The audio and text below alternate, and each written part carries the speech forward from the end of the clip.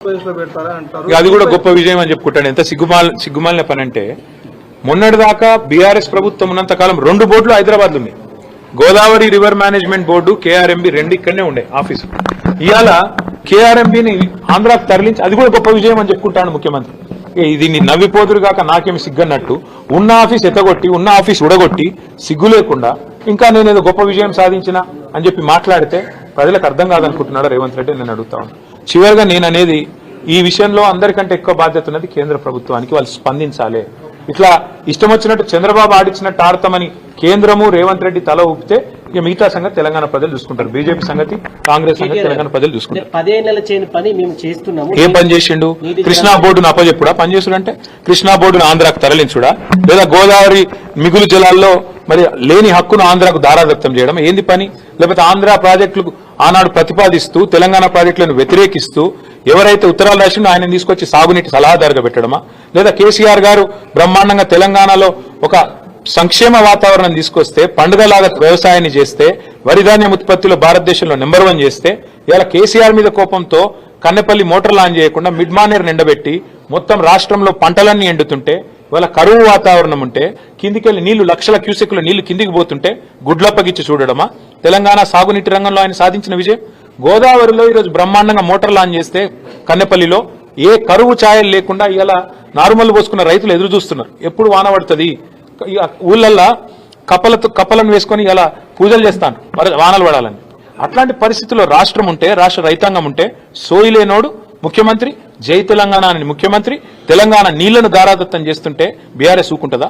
ఖచ్చితంగా కొట్లాడతాం, గొంతు విప్పి పోరాడతాం, చివరిదాకా తెగించి కొట్లాడతాం. మేమే జవాబిస్తామని కాంగ్రెస్ వాళ్ళ మేమే జవాబిస్తామంటున్నాం, మీరు మాత్రం రెచ్చగొడుతున్నారు ప్రజలని చెప్పి నిన్న రేవంత్ రెడ్డి చెప్పారు. హక్కుల గురించి మేము ప్రశ్నిస్తే రెచ్చగొట్టడం అవుతుందా? గోదావరి నీళ్లలో మిగులు జలాల్లో తెలంగాణ వాటా ఎంత? తెలంగాణ ప్రభుత్వం అడిగింది ఎంత? నిన్నటి మీటింగ్ లో కేంద్ర ప్రభుత్వం చెప్పింది ఏంది? ఏతి తేలకుండానే 30 రోజుల్లో కమిటీ వేస్తా, కమిటీ రిపోర్ట్ ఇచ్చి తెలంగాణ ప్రాజెక్టులేమో దశాబ్దాల పాటు, 1 కాదు 2 కాదు, దశాబ్దాల పాటు అంతర్రాష్ట్ర వివాదాల పేరిట ఇంతకుముందు సోదరుడు చెప్పిన ఇచ్చంపల్లి గాని, దేవాదుల గాని, ఇంకా తొమ్మిడిహట్టి గాని, ఇంకోటి గాని, ఇవన్నీ కూడా అంతర్రాష్ట్ర వివాదాల పేరిట దశాబ్దాలు నలిగినా రేవంత్ రెడ్డి కాంగ్రెస్ కి చీమగుడినట్టు అనిపించేది. కానీ చంద్రబాబు అడగంగానే 30 రోజుల్లో రిపోర్ట్ రావాలి, 31వ రోజు గోదావరి జలాలు కింది కురకాలి, పొంగి పొరలాలి, తెలంగాణ మాత్రం ఎండాలి. ఇదా నీతి. అందుకే మేము అంటున్నాం, ఎవడు అబ్బసొత్తని ఇస్తావు నువ్వు గోదావరి జలాల మీద హక్కు? ఎవడు చెప్పిండు నీకు 30 రోజుల కమిటీ ఒప్పుకోమని? ఆ కమిటీ జనరల్గా ఏ కమిటీ అయినా, ఆఫీసర్స్ కమిటీ కానీ, ఎక్స్పర్ట్స్ కమిటీ కానీ, it is merely advisory in nature. వాళ్ళు చెప్పేది ఏది కూడా అల్టిమేట్ గా ప్రభుత్వం మళ్ళీ చర్చ పెట్టి అసెంబ్లీలో, కేబినెట్ లో, ప్రజా సమక్షంలో అవసరమైతే అఖిలపక్షం పెట్టి ఒప్పించి మెప్పించి మన హక్కుల గురించి ఏం చేస్తున్నామో తెలంగాణ ప్రజలకు చెప్పి పారదర్శకంగా ఆ తర్వాత జెండా ఊపాలి. సిగ్గు శరం ఉంటే రేవంత్ రెడ్డికి, ఏమన్నా సిగ్గు ఇజ్జత్ మానం ఉంటే, నిన్న ఏమన్నాడండి ఆంధ్ర ఇరిగేషన్ మినిస్టర్ రామానాయుడు గారు అనుకుంటా ఆయన పేరు, బయటకు వచ్చి ఏం చెప్పిండు? ఆంధ్రప్రదేశ్ ఎడిషన్ లో పేపర్లు ఏం రాసినాయి? చంద్రబాబు నాయుడు గారు ఏం చెప్పారు? సాక్షి తీయండి, ఈనాడు తీయండి, ఆంధ్రజ్యోతి తీయండి, ఆంధ్ర ఎడిషన్ చూడండి. స్పష్టంగా చెప్పిండు చంద్రబాబు నాయుడు గారు. మీటింగ్ పెట్టిందే బనకచెర్ల కోసం.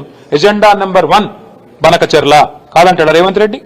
అజెండా ఐటమ్ చూపెట్టమంటారా? ఇప్పుడు నెంబర్ 1 ఐటమే బనకచెర్ల. లేదని బుకాయించడం ముఖ్యమంత్రికి తగునా? నిమ్మల రామానాయుడు గారు బయటకు వచ్చి చెప్పినారు, ఆంధ్ర ఇరిగేషన్ మంత్రి గారు, మేము అడిగినాం బనకచెర్ల గురించి, రేవంత్ రెడ్డి ఒప్పుకున్నాడు, కమిటీ వేసినాం, 30 రోజులు ఒడిచిపోతుంది, 31వ రోజు మా శిష్యుడే కాబట్టి ఆడిచ్చినట్టు ఆడతాడు, ఆయన జుట్టు మా చేతులుంది, ఓటుకు నోటు కేసు ఇంకా ఉన్నది, కాబట్టి ఏమన్నా చేస్తాం అని ఫుట్బాల్ ఆడుతున్నారు. చంద్రబాబు కోవట్ను పెట్టుకుని ఇలా తెలంగాణ ప్రజల ప్రయోజనాలు, తెలంగాణ రైతుల ప్రయోజనాల పట్ల శాశ్వతంగా విద్రోహం చేసే ప్రయత్నం చేస్తున్నారు. అర్థం కాదు ఏముంది. నిజం చెప్తున్నారు మీరు అనుకుంటున్నారా? పొరపాటు. రేవంత్ రెడ్డికి శాపం ఉన్నది, నిజం చెప్తే తల 1000 ముక్కలు అవుతుందట. ఎన్ని నిజాలు చెప్పిండండి రేవంత్ రెడ్డి? యాడ్ చేసుకోండి మీరు. రుణమాఫీ చేస్తా అన్నాడు December 9. అయిపోయిందా రుణమాఫీ? 2500 ఇస్తా అన్నాడు, మహిళలకు ఇచ్చేసిండా? 6 గ్యారెంటీలు అమలైనాయా? 4000 పెన్షన్లు అయిపోయినాయా? సోనియమ్మ పంపుతుందన్నాడు తులం బంగారం వచ్చిందా? స్కూటీలు వచ్చినాయా? ఏదొచ్చింది ఒకటి చెప్పండి నాకు. రేవంత్ రెడ్డి సాధించిన విజయాలు ఒకటి చెప్పండి సార్. స్థానిక సంస్థల ఎన్నికలకు సంబంధించి 42% రిజర్వేషన్ అంటే కాంగ్రెస్ పోతుంది ప్రజల్లోకి. సో కాంగ్రెస్ పార్టీ ఏం చెప్పినా, ఎన్ని రకాల విన్యాసాలు చేసినా ఒకటి వాస్తవం, వాళ్ళ చేతుల్లో ఉన్నాయేమో చేయరట. కాంగ్రెస్ ఏం చెప్పింది? బీసీలకు బీసీ డిక్లరేషన్ లో సంవత్సరానికి 20,000 కోట్ల బడ్జెట్ పెడతా అన్నాడు.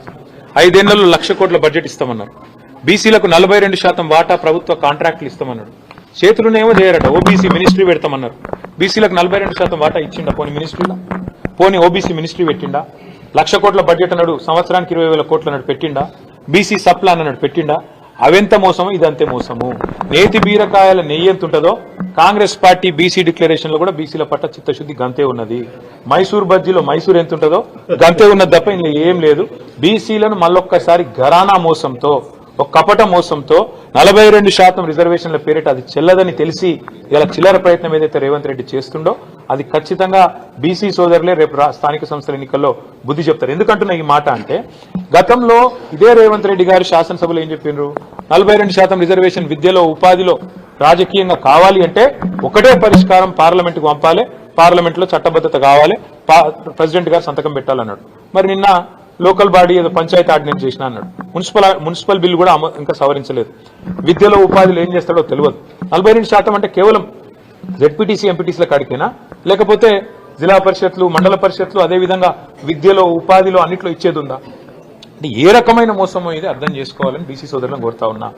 ఒకటే ఒక్క మార్గం ఈ దేశంలో 42% రిజర్వేషన్లు సాధించాలి అంటే, ఎస్సీలైనా ఎస్టీలైనా ఏ రకంగానైతే 9th షెడ్యూల్లో రాజ్యాంగంలో చేర్చి తమ హక్కును పొందుతున్నారో రాజ్యాంగబద్ధంగా, అదే పద్ధతుల్లో బీసీ సోదరులు కూడా 9th షెడ్యూల్లో చేరిస్తేనే కాన్స్టిట్యూషన్ లో హక్కు వస్తుంది తప్ప రేవంత్ రెడ్డి ఒక ఆయుధం బారేస్తేనో లేకపోతే ఒక ఆర్డినెన్స్ బీజేపీ గవర్నర్ గారికి ఇస్తేనో ఇది అయ్యేది కాదు. 9th షెడ్యూల్లో చేరిస్తే తప్ప పరిష్కారం రాదని నేను చెప్పడం కాదు, జస్టిస్ ఈశ్వరయ్య గౌడ్ గారు లాంటి పెద్ద మనుషులు చెప్తా ఉన్నారు, చిరంజీవులు గారు లాంటి రిటైర్డ్ ఐఏఎస్ అధికారులు చెప్తా ఉన్నారు. రాజకీయం కోసం రాజకీయం చేయడం వేరు బ్రదర్. మేము కూడా గతంలో ఇదే పద్ధతుల్లో పార్లమెంటుకు ప్రెసిడెంట్ గారికి పంపాం. 37% రిజర్వేషన్ బలహీన వర్గాలకు ఇవ్వాలని మేము పంపినాం. మా ప్రభుత్వం ఉన్నప్పుడు కేసీఆర్ గారి నాయకత్వంలో ప్రెసిడెంట్ గారు సంతకం పెట్టలేదు, బీజేపీకి ఇష్టం లేదు. వాస్తవం ఏంది? చిత్తశుద్ధి లేని శివపూజలాగా ఏదో ఇయ్యాలి కాబట్టి 42% ఇచ్చినామని చెప్పుకోవడానికి చెప్తా ఉన్నారు తప్ప ఇందులో ఏ రకంగా కూడా అందులో న్యాయబద్ధత లేదు, చట్టబద్ధత లేదు, హేతుబద్ధత లేదు. ఇది బీసీ సోదరులకు అర్థమైంది. ఎవరికి అర్థమైనా కాకపోయినా ఇది మాత్రం వాస్తవం అని